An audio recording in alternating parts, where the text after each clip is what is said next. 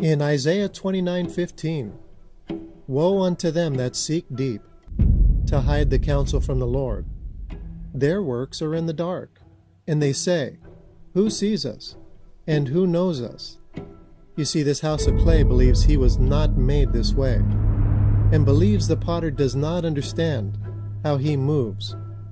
Verse 16, so the potter responds, surely your turning things upside down shall be esteemed as the potter's clay. The Hebrew word esteemed is one designed to plot and contrive.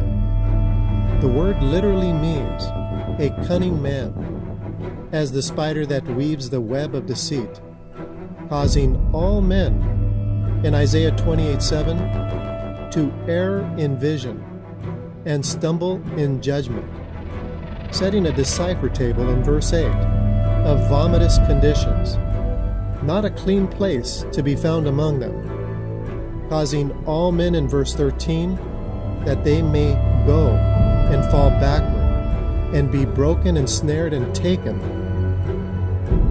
by Leviathan. This is the great falling away called by many, but the actual term is a lawful separation performed until both parties come to an agreement. 2 Thessalonians 2:3. For the day of the Lord shall not come, except there come a great removal first. Then the man of sin will be revealed. With the separation completed, the Leviathan twins, piercing and twisted, have themselves been removed to an early incarceration, to the pit. Now the man of sin. Verse 4.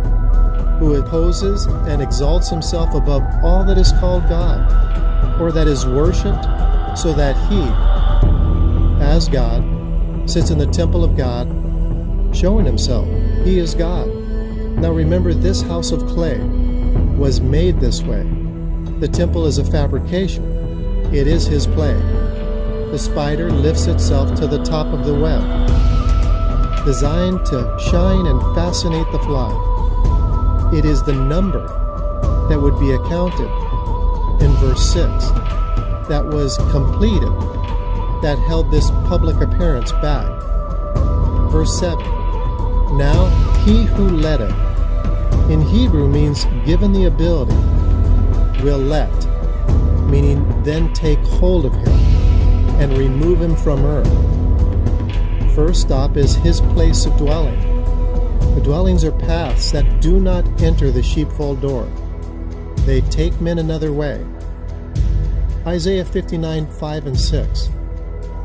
They hatch cockatrice eggs and weave the spider's web. He that eats the eggs dies, and the crushed break into vipers. Their webs shall not become garments. Simply put, the born again to this system serve the web, and they bring new believers. He that eats the eggs, eat, in Hebrew means consumers, died, meaning covenant with death. Crushed means taken to a narrowed straits, and break into a viper means they enter into the hole of the asp. This is the abyss. Job 8:13 through 14. So are the paths of all that forget God, and the hypocrite's hope shall perish, and their hope will be cut off, whose trust shall be a spider's web. They hatch cockatrice eggs and weave the spider's web. And this is the path revealed in Job 18:21 upward to verse 4. It reads with proper keys in Hebrew like this: surely such are the dwellings of the wicked, and this is the dwelling of him that knows not God, the man of sin. His followers will be astonished at his day of reveal, as those that were previously captive feared that his day would never come. Without seed he is empty-handed. Verse 18 and 17. He shall be driven from the light into darkness, and chased out of the world. He will perish from the book of remembrance, and his name removed from the street. This defines an apostle. He was once given light, and one that was surnamed by the Father, now to be removed from memory. Verse 16, and his roots shall be dried up beneath, and above his branch shall be cut off.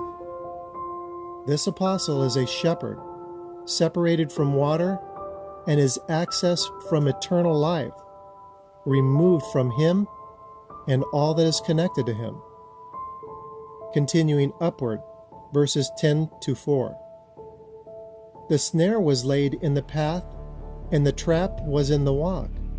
Verse 9. The web guided your steps, and the robber prevailed. Meaning, in the words of Jesus, he took you another way. Verse 7.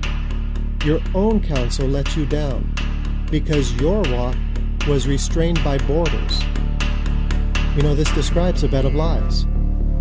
And this frightened the captives to realize this deception, and their fear turned to anger. Verse 4. He tears himself in anger. Shall the earth be forsaken because of one man? And shall the rock be removed out of his place? So he has a name, the Rock. But his name at birth was a stone designed by the potter out of a lump of clay that caused men to stumble. Peter, connected to a system that became a millstone, placed around their neck, sinking men to the depths. A place where he is presented the headstone, or in Hebrew, the top of the heap.